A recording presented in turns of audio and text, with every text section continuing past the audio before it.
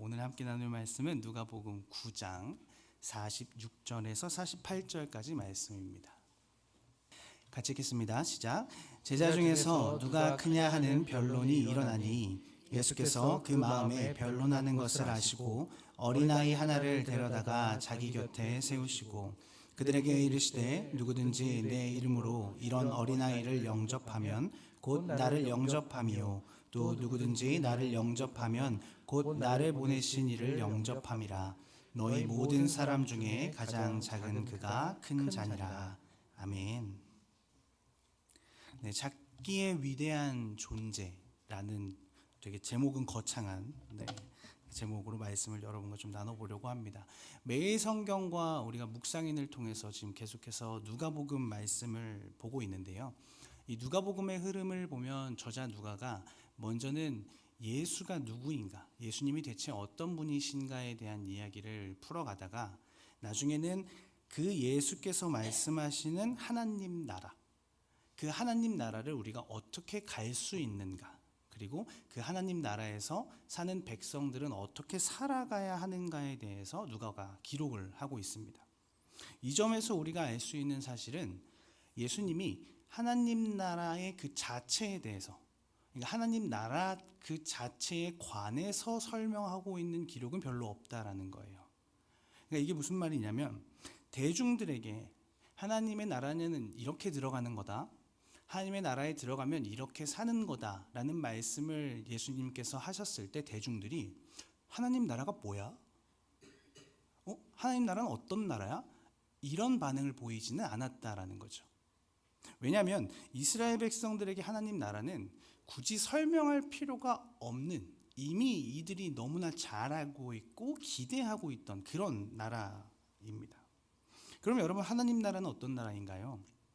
하나님이 주인 되시는 나라, 왕이 되시는 나라, 사망 권세가 없고 영원한 승리가 있고 영원한 기쁨이 있는, 백성들이 고통과 아픔에서 해방되는 그런 나라, 그런 나라가 하나님 나라다라는 것은 굳이 설명할 필요가 없는, 대중들도 이미 너무나 잘 알고 모두가 꿈꾸는 그런 나라였다라는 거예요.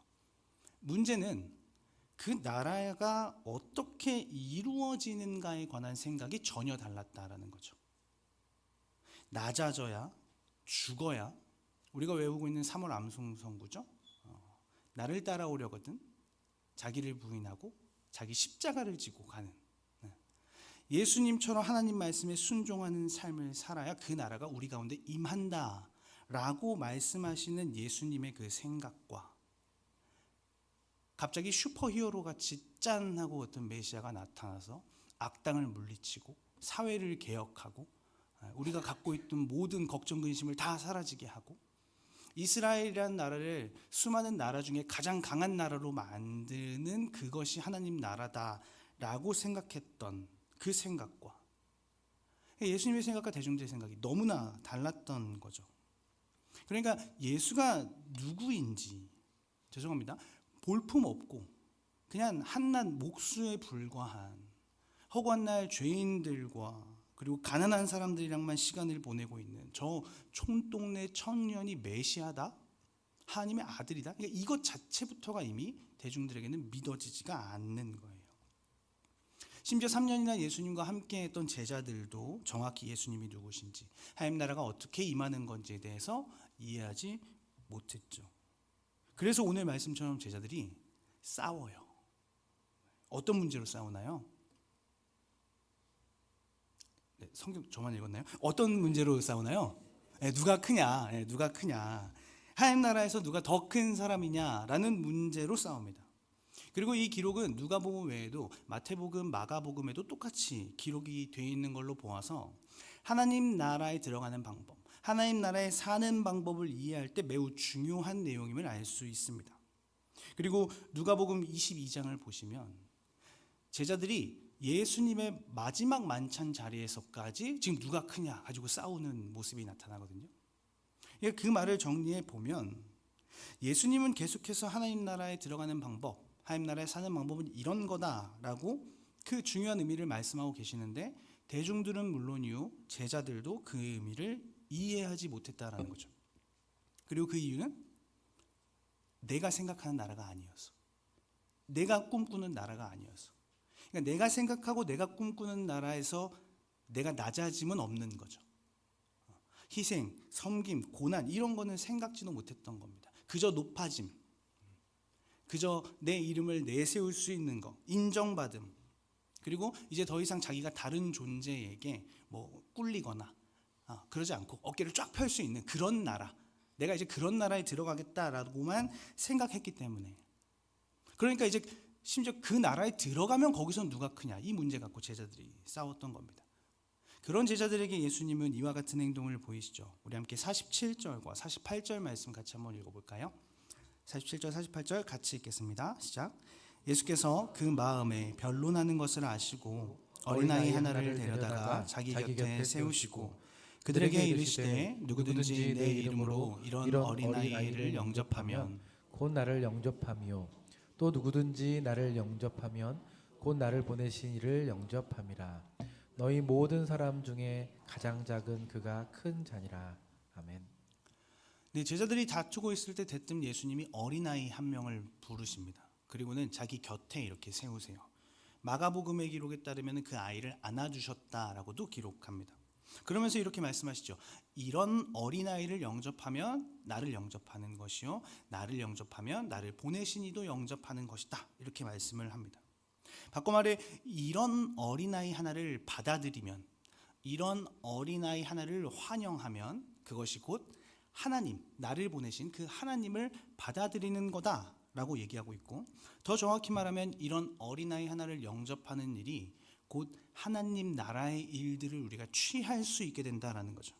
그러니까 그 나라와 그 나라의 주인이 내 안에 오심을 환영하는 일과 이 어린아이를 환영하는 일이 같다라고 말씀을 하십니다. 그러니까 내가 꿈꾸는 나라가 아니죠. 내가 생각하던 나라가 아닙니다. 이런 어린아이 하나, 이 어린아이 하나를 받아들이고 환대하는 일이 일어나는 그런 나라가 바로 하나님 나라요. 너희가 살아가야 될 모습이 바로 그런 모습이다라고 예수께서는 말씀을 해주시는 겁니다. 그러면 대체 예수님이 말씀하시는 이런 어린아이는 어떤 아이일까요? 이런 어린아이. 이런 어린아이라고 했을 때 이 이런의 특징은 뭘 말하는 것일까요?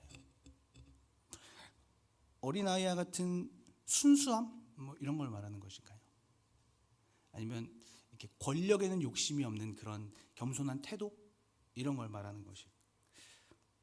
네, 물론 그런 것도 있겠죠. 우리가 어린아이를 떠올려 볼 때 물론 그런 것도 있을 수 있겠습니다. 우리 예비 아이들만 봐도 아직까지는 이제 좀 순수하고 뭐 권력 이런 거 잘 모르는 것 같아요. 그래서 감히 전도사한테 막 못생겼다 그러고 막 만두 전도사다 그러고 네, 결혼 언제 할 거냐 그러고 이렇게 그렇게. 그래서 제가 진심이야 이렇게 얘기하면 자기는 착해서 거짓말을 못 한대요. 순수하죠. 위아래 이런 거 없습니다. 그러니까 권력 이런 거 아직 잘 모르는 것 같아요. 네. 근데 이런 어린아이라고 했을 때 과연 예수께서 말씀하시는 이 이런의 특징은 그런 걸까? 우리가 마태복음 말씀을 보면 이 예수님께서 말씀하시는 이런 어린아이라고 했을 때 이 이런의 특징은 그런 순수함이나 어떤 태도가 아니라 자기 자체가 그냥 지극히 작고 연약하다라는 걸 아는 모습을 말하고 있습니다.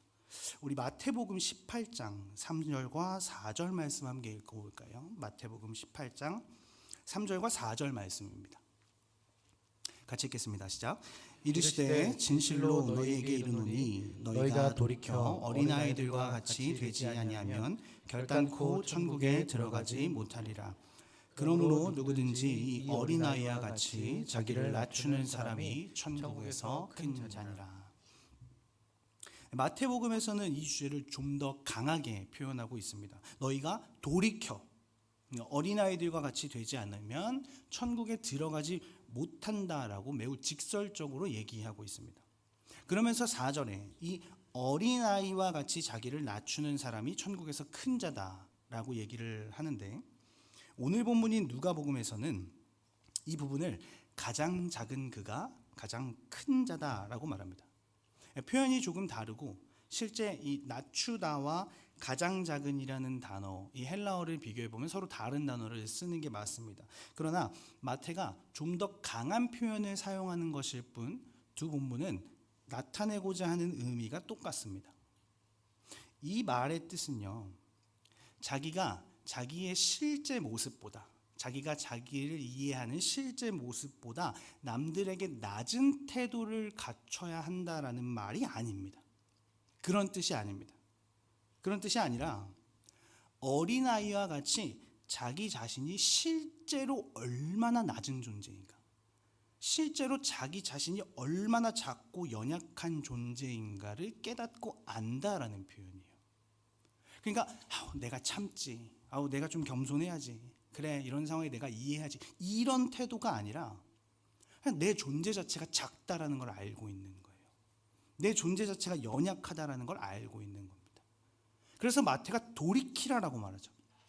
그러니까 어린아이처럼 흉내내라가 아니라 어린아이처럼 돼야 한다라고 얘기하고 있는 거예요. 여러분, 돌이킨다는 건 무엇을 의미하나요? 우리가 회심하고 회개하고 거듭났다 했을 때 돌이킨다라고 표현을 하는 거죠. 마태는 지금 돌이켜라. 그걸 아는 사람은 내가 이제 예수로 인해서 다시 태어났다, 내가 이제 예수로 인해서 재창조되었다라는 것을 알고 있다라는 것을 말하는 겁니다. 그래서 자신이 그런 존재라는 것을 받아들이는, 난 작고 연약한 존재야라는 것을 받아들이는 자가 가장 큰 자다라고 예수님께서 말씀하시는데, 여기서 크다는 것은 다른 말로 위대하다라는 말입니다. 그러니까 높고 낮음, 크고 작음이라는, 우리가 쉽게 이런 단어를 들으면 약간 수치, 숫자적으로 이해할 수 있거든요. 그런 수적인 비교나 퍼센테이지를 따지는 게 아니라 그런 자가 바로 위대한 자다라고 말씀하시는 거예요. 여러분, 하나님이 처음 인간을 창조하실 때 인간을 그렇게 위대한 존재로 창조하셨습니다. 우리 창세기 말씀 한번 볼까요? 창세기 1장 26절입니다. 창세기 1장 26절 말씀. 네, 우리 한 목소리로 같이 한번 읽어볼까요? 시작. 하나님이 이르시되 우리의 형상을 따라 우리의 모양대로 우리가 사람을 만들고 그들로 바다의 물고기와 하늘의 새와 가축과 온 땅과 땅에 기는 모든 것을 다스리게 하자 하시고. 네, 하나님의 형상을 따라 모양대로 저와 여러분이 창조되었습니다. 그리고 여기서 형상이라고 말하는 단어는 히브리어로 젤렘이라는 단어인데, 이 단어는 우상이라는 뜻입니다. 그 우상 숭배할 때 그 우상이요. 그러니까 사람들이 우상을 조각해서 이렇게 세워놓으면 사람들이 그 우상을 보고 특정한 신을 떠올리는 것 같이 저와 여러분을 보면 하나님이 보이도록 우리가 창조됐다라는 말입니다. 그게 하나님의 형상인 거죠. 그리고 하나님의 모양대로, 여기서 모양이라는 말은 하나님의 능력이라는 말인데, 그러니까 신의 능력을 부여받은 우리가 그 능력대로 하나님을 대신해서 이 땅을 다스리는, 이 땅을 섬기는 위대한 존재다라고 성경은 말하고 있는 거예요. 저와 여러분이 그렇게 창조된 겁니다. 그런데 그런 인간이 선악과를 먹으면 하나님처럼 된다는 그 말에 속은 거죠. 그 말에 속아서 우리는 위대하신 하나님, 그 위대하신 창조주 하나님을 드러내기 때문에 우리가 위대한 존재고, 그 위대하신 하나님의 능력으로 우리가 그 말씀에 순종해서 이 땅을 섬기기 때문에 우리가 위대한 존재인데, 이제 그러고 싶지 않다라는 거죠. 감히 창조주 하나님의 위대함을 넘어서려고 했던 겁니다. 그러니까 이제 하나님을 드러내기보다 나를 드러내려는 삶을 살고, 하나님의 능력으로 살아가는 게 아니라 내 능력으로 살아가기를 원했던 참 어리석은 마음을 인간이 갖게 된 거죠. 그때부터 인간은 지금까지 계속해서 높은 곳으로 올라가려고 합니다. 바벨탑을 그렇게 쌓는 거죠. 각자의 인생 속에 바벨탑을 쌓아가면서 누구 탑이 더 높은가 비교해가면서 보이는 계급과 보이지 않는 계급을 만들어가면서 남을 섬기기보다는 자꾸 섬김을 받으려는 존재로 인간이 계속해서 살아오는 겁니다. 그리고 그렇게 인간의 힘과 권력이 우위라는 것을 만들고 서로 내세울 것들을 막 만들어내는 그 과정에서, 여러분, 어린아이는 특히나 수백 년 동안 강대국의 압제 속에 자라온 이 신분이 높은 자들이 아니라 이스라엘의 대다수에 속하는 이 평범한 어린아이는 그저 작고 비천한 존재로 인식되는 거죠. 그러니까 자기 스스로는 아무것도 할 수 없음이 너무나 당연한 존재, 남들의 보호가 없으면, 남들의 도움이 없으면 결단코 이 무시무시한 세상을 이겨낼 수 없다라는 것을 스스로가 아는 존재. 그래서 무조건 순종해야 할 수밖에 없는 그런 존재. 무조건 남을 섬길 수밖에 없는 그런 존재. 그런 존재가 바로 이 어린아이라는 거죠. 그런데 놀랍게도 예수님이 그 어린아이를 빗대어서 제자들에게 말씀하시는 거예요. 너희가 돌이켜 이 어린아이처럼 되라. 이처럼 자신이 낮은 존재라는 것을 알고 있는 그런 어린아이처럼 너희가 되지 않으면 그럼 너희는 하나님 나라에 못 들어간다라고 말씀하시는 겁니다.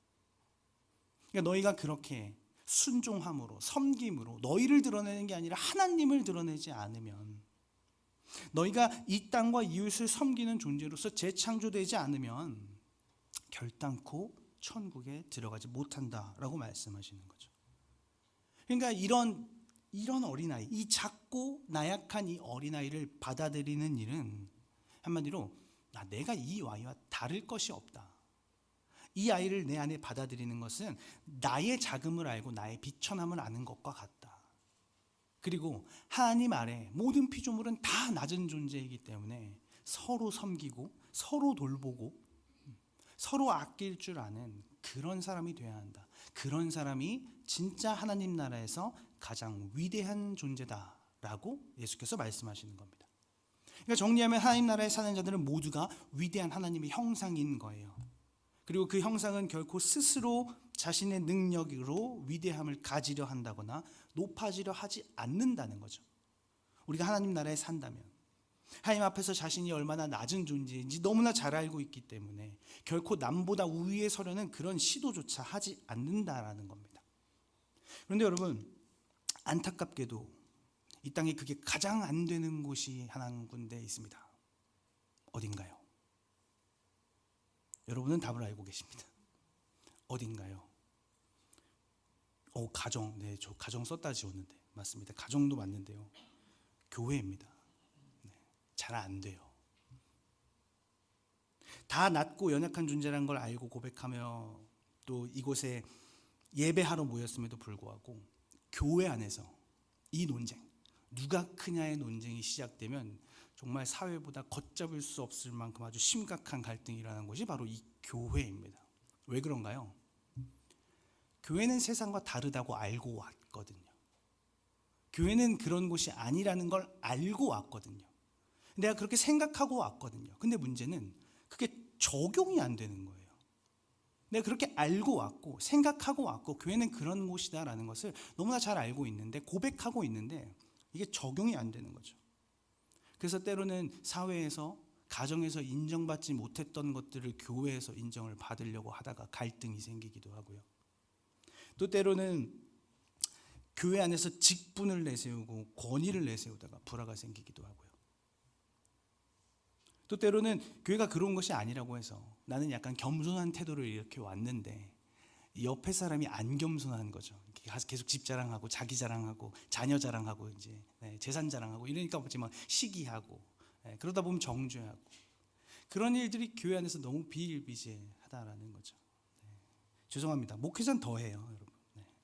교회 규모가 권력이 돼요. 성도 수가 많으면 노예에 가서 힘이 세집니다. 여러분, 대체 그럼 교회 안에 낮은 자는 누구인가요? 우리는 도대체 여기 모여서 왜 새 사회도 그렇게 하지 않는 우위를 교회 안에서 누리려고 하는 걸까요? 예전에 저는 세례를 좀 늦게 받았는데 25살에 세례를 받았거든요. 25살에 세례를 딱 받으니까 이제 세례교회는 공동의회라는 걸 들어갈 수 있는 자격이 주어진다라는 소식을 들었습니다. 너무 기대가 되더라고요. 난생 처음 공동의회를 들어간다는 그 기대감을 품고 그 공동의회 시간을 기다리고 있었죠. 너무 순진무구했나 봐요. 갑자기 대뜸 아는 형이 오더니 민수야, 너가 처음 들어가는 거니까 내가 말리진 않을게. 근데 이제 들어갔는데 혹시 시험 될 것 같으면 빨리 나와라고 이제 얘기를 해주더라고요. 그래서 처음엔 그게 무슨 말인지 모르고 도대체 공동회에 가면 얼마나 이 하나님 나라의 건설적인 이야기를 할까, 그런 눈으로 이제 공동회에 들어갔습니다. 근데 그 뉴스에서만 보던 그 우리 나라를 위해 열심히 일하시는 국회의원들이 보여주시는 그 놀라운 액션씬들, 그걸 제가 그 공동회의 자리에서 본 거예요. 예, 막 고성이 오가고. 물론 모든 교회가 그렇지는 않겠죠. 제가 하필 그때 첫 공동회의 참여 때 그런 경험을 이제 하게 된 겁니다. 참 그 자리에 계속 앉아 있기가 쉽지가 않더라고요. 그래서 이게 견디다 막 소리가 점점 커지고, 네, 이제 좀 있으면 막 진짜 화려한 액션씬이 나올 것 같아서 이건 못 보겠다 해가지고 잠시 이제 머리를 식히러 나왔습니다. 근데 제가 그때 출석하던 교회가 건물이 되게 이뻤거든요. 그러니까 본당에 1층으로 나오면 이제 그 지하로 나가는 외부 계단이 이렇게 타원형처럼 이렇게 있습니다. 그래서 거기로 내려가면 야외에 작은 쉼터가 있는 되게 약간 궁전같이 생긴 교회가 되게 이쁜 건물이었어요. 그 거기서 제가 이제 본당에서 공동회의 중에 중간에 나와서 머리를 식히고 있는데 그 야외 작은 쉼터에서 아이들이 이제 뛰노는 소리가 들리더라고요. 그래서 저도 모르게 이제 그 소리를 따라가서 이제 계단에 이렇게 걸쳐서 아이들이 뭘 하고 있는지를 이렇게 보게 됐습니다. 근데 아이들이 그때 뭐라고 했었냐면 무궁화꽃이 피었습니다를 하고 있었어요. 네, 무궁화꽃이 피었습니다. 여러분 무궁화꽃이 피었습니다. 룰 다 아시죠? 규칙 다 아시죠? 네, 오징어 게임 생각하시면 안 되고요. 그럼 죽습니다. 네, 아이들이 하는 그 순수한 무궁화꽃이 피었습니다의 규칙은 움직이면 이제 걸리는, 그죠? 그럼 이제 술래가 되거나 이제 고리를 걸어서 이렇게 돌아가는 게임인 거 다 아시죠? 네, 그 무궁화꽃이 피었습니다를 하고 있었어요. 제가 그걸 가만히 이렇게 보고 있는데 몇몇 아이들이 좀 더웠나 봐요. 이제 열심히 하니까 더웠나 봐요. 그래서 이렇게 가만히 멈춰서 있던 애가 갑자기 잠깐만 이러더니 갑자기 저기 뛰어와가지고 겉옷을 이렇게 의자에 벗고 다시 돌아와서 다시 이렇게 제자리를 이렇게 취하는 거예요. 너무 귀여운 거예요. 그 모습이 어떻게 저렇게 귀여울 수가 있지 해서 너무 귀여운 거예요. 그리고 또 어떤 아이는 이제 더우니까 땀이 막 흐르니까 이게 땀 때문에 이제 앞머리가 이렇게 붓잖아요. 그래서 이러고 있다가 이렇게 싹 닦고 다시 이렇게 하는 거예요. 근데 놀랍게도 술래가 그걸 잡질 않더라고요. 그러니까 이렇게 하질 않더라고요. 근데 제가 그 모습을 보고 있는데 여기서 이렇게 눈물이 이렇게 또르르 흐르는 거예요. 아니, 대체 교회가 뭐지? 라는 생각이 들더라고요. 아니, 저 본당에선 저렇게 네가 맞네 내가 맞네 이러면서 다투고 있을 때 그 본당 아래 지하에서 그 아이들은 규칙 다 알죠. 그 아이들이 규칙을 왜 모르겠어요. 근데 그게 중요한 게 아닌 거예요. 그냥 함께 뛰노는 것들이 중요한 거죠. 물론 내가 그걸 걸고 넘어지면 이제 순례가 바뀐다라는 것도 애들이 알아요. 그런데 여러분 생각해보면 별거 아니잖아요. 뭐 내가 그 게임의 룰을 완전히 부신 것도 아니고 그냥 겉옷 벗고 잠깐 다시 와서 제 포즈를 다시 취했잖아요. 그죠? 생각해보면 별일 아니고 생각해보면 그냥 넘어갈 수 있는 일. 잠깐 그냥 한 타임 쉬어보면 그래 지금 덥구나 그래서 벗었구나 덥구나 그래서 앞머리가 붙었구나 나도 땀을 흘리고 있네 이렇게 생각할 수 있는, 물론 그런 아이들이 그렇게 생각하고 게임을 하진 않았겠죠. 제가 그냥 거기에 빠져든 거예요. 그렇게 그 계단에서 아이들을 보고 있는데 도대체 본당에 있는 어른들의 저 모습과 아이들의 모습이 왜 이렇게 대조가 되면서 눈물이 흐르는지, 도대체 이 섬김, 희생, 낮아짐, 관용, 용서, 화해 이런 예수 그리스도의 가르침을 어디서 발견해야 하는가라는 생각이 복잡하게 들었습니다. 그런데 여러분 오늘 예수님의 말씀을 보시면 아까도 말씀드렸다시피 저와 여러분에게 겸손한 척하라고 하시는 게 아닙니다. 낮은 척하라고 하시는 게 절대 아니에요. 자기 모습을 감추고 낮은 태도를 보이라는 게 아니라 실제 내가 얼마나 낮은 존재인지를 깨달아야 된다는 거죠. 실제 내가 얼마나 연약한 존재인지를 예수를 통해서 깨달아야, 돌이켜야만 진짜 낮은 자의 모습으로 하나님 나라를 살아낼 수 있다라고 말하고 있습니다. 그래서 여러분 예수님이요 내 이름으로라는 말을 결코 빼지 않습니다. 내 이름으로 어린아이를 영접하라고요. 그러니까 우리가 예수 그리스도를 통해서 그래야만이 우리가 하나님의 형상으로 재창조될 수 있다. 우리가 그렇게 낮은 존재임을 깨달을 수 있다. 비천한 존재인 걸 알고 그래서 순종하고 그래서 섬길 줄 아는 하나님 나라의 백성의 삶을 살 수 있다라고 예수님께서 말씀하고 계시는 겁니다. 그리고 이 모습은 우리 예수님께서 몸소 보여주신 일입니다. 그래서 그 예수께서 내가 보여줬으니 이 마음을 너희가 품어야 된다라고 말씀하세요. 우리 구절은 좀 길지만 빌립보서 2장 5절에서 12절까지 말씀을 좀 읽어볼 텐데요. 여러분 성경책 있으신 분은 성경책으로 한번 읽어보겠습니다. 빌립보서 2장 5절에서 12절까지 말씀입니다.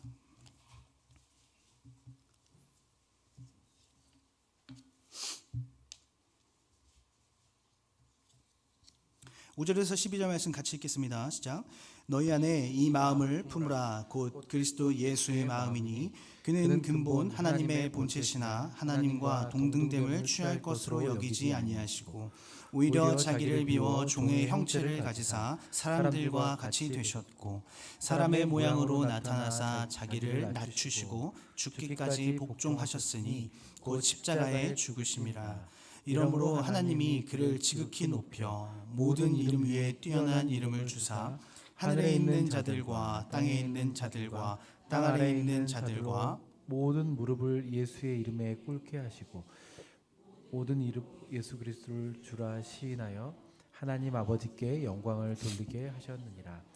그러므로 나의 사랑하는 자들아 너희가 나 있을 때뿐 아니라 더욱 지금 나 없을 때에도 항상 복종하여 두렵고 떨림으로 너희 구원을 이루라. 아멘.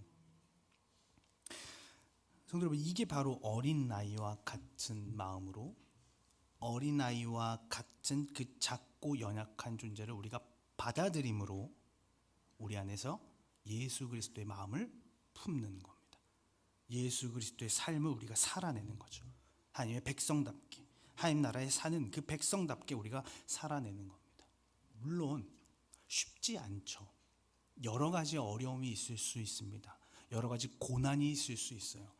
때로는 수치를 느낄 수도 있고요. 때로는 대체 내가 어디까지 낮아져야 되나 도무지 이해가 안 되는 상황을 우리는 삶 속에서 마구마구 경험하게 될 겁니다. 그러나 그때 우리가 붙잡아야 될 것은 하나님의 말씀입니다. 하나님의 말씀은 구약부터 신약까지 모든 곳곳에 하나님께서 낮추는 자, 낮아진 자, 겸손한 자에게 하나님이 내가 그런 자를 높일 거야 라고 분명하게 말씀하고 계세요. 우리는 그 말을 믿음으로 우리 삶 가운데 그 말을 적용하는 겁니다. 예수를 품는 거죠. 나아가 마태복음 25장에서 예수님은 그렇게 낮은 자를 받아들이는 일이 곧 나에게 한 일이다 라고 말씀하십니다. 그러면서 마땅히 우리 보고 그렇게 살라고 말씀하시죠. 마태복음 25장 40절을 이렇게 말합니다. 임금이 대답하여 이르시되 내가 진실로 너희에게 이르노니 너희가 여기 내 형제 중에 지극히 작은 자 하나에게 한 것이 곧 내게 한 것이니라 하시고 45절과 46절은 또 이렇게 말합니다. 이에 임금이 대답하여 이르시되 내가 진실로 너희에게 이르노니 이 지극히 작은 자 하나에게 하지 아니한 것이 곧 내게 하지 아니한 것이니라 하시니라. 그들은 영벌에 의인들은 영생에 들어가리라 하시니라. 저와 여러분의 낮아짐 그리고 낮은 존재로서 저와 여러분이 내뱉는 말과 행동이 곧 하나님 나라의 일이라고 말하고 있는 거예요. 이웃을 사랑하는 일 그 자체가 바로 하나님의 형상으로 회복된 재창조된 저와 여러분이 해나가야 될 하나님 나라 백성의 모습이신 거죠. 그리고 이것은 결코 추상적인 것이 아닙니다. 매우 매우 현실적이에요. 세상은 계속해서 누가 크냐라는 문제로 경쟁하고 다투고 높아지려 할 때 우리는 우리가 스스로 낮은 자임을 고백하고 낮은 곳에 계속 향해 나아가는 겁니다. 용서하고요, 화해하고요, 화평하고요, 관용하고요, 사랑하고 섬기는 모습이 우리 삶에서 현실적으로 드러나야 되는 거죠. 찬양 가사 중에 이런 가사가 있습니다. 삶의 작은 일에도 그 마음을 알기 원하네. 그 좁은 길로 가기 원하네. 나의 작음을 알고 그분의 크심을 알며 소망 그 깊은 길로 가기 원하네. 저 높이 솟은 산이 되기보다 여기 오름직한 동산이 되길. 내 가는 길만 비추기보다는 누군가의 길을 비춰준다면 그것이 우리의 소망, 우리의 소원이 되는 거죠. 우리가 하나님 나라의 백성임을 알기 때문에.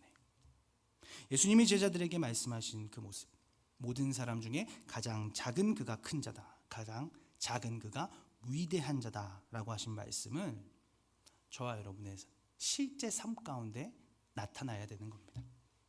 성도 여러분, 저와 여러분의 주어진 그 삶 가운데 이런 모습이 나타나기를 소망합니다. 우위에 서려는 모습이 아니라 저야만 승리하는 그 예수 그리스도의 놀라운 사랑, 그 놀라운 십자가를 우리가 마음에 품으며 이 삶을 살아나가기를 소망합니다. 초대교부인 성 어거스틴이 이런 말을 남겼습니다. 신의 사랑 앞에서 죄를 알게 된 인간은 돌이켜 자기를 사랑하고 이웃을 사랑하라는 권고 앞에 선다. 그 권고 앞에 선 사람을 어거스틴은 세상의 주인이라고 말하더라고요. 저 여러분은 이 세상의 주인입니다. 하나님이 저와 여러분을 그렇게 세우셨어요. 이 세상을 섬기라고, 이웃을 섬기라고, 다스리라고, 하나님의 형상답게 이 땅에서 살아가라고 저와 여러분을 이곳 가운데로 부르셨습니다. 여러분, 낮은 자가 줄어들고 있는 시대 속에 저와 여러분은 살아가고 있습니다. 저와 여러분이 부디 하나님 나라를 더욱더 간절히 증거하는 낮은 자의 모습으로 살아가는 그런 우리 모든 하나님으로 삼교회 공동체 되기를 주님의 이름으로 소망합니다.